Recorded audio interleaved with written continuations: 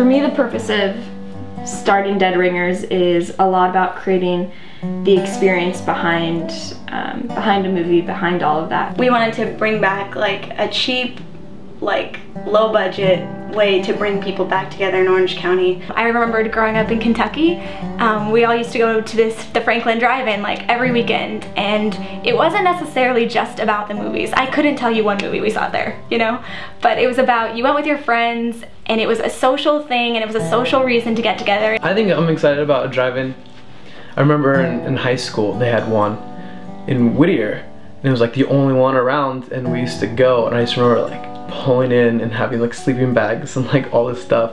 It was so much more of an experience. It was an event. It was bigger than just the movies, but there also was the movies, you know?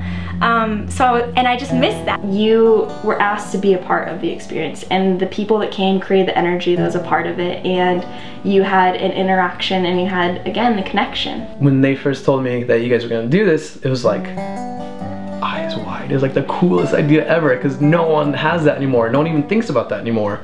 It's just a place where you can meet up with people or meet new people. The first movie I saw that made me really like want to get deeper into movies and really made me realize just how many movies there were out there that I hadn't seen was It Happened One Night. And I saw it because I took a film class just because it was an elective that I could take that was fun and kind of easy in college.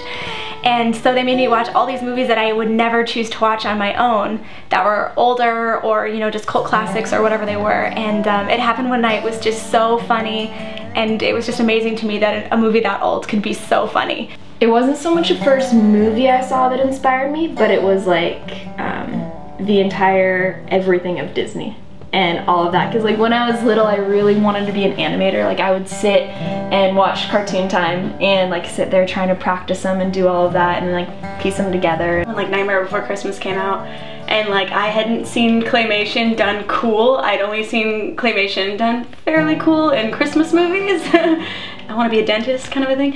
Rudolph the Red-Nosed Reindeer and stuff like that. So, but when Tim Burton did the claymation, like with Nightmare Before Christmas, it was funny and it was gritty and it was like a kid's movie, but it was dark and it was cynical. And it's like he trusted kids to get the humor and get that it wasn't serious or dangerous. It was just like weird and offbeat and kind of dark.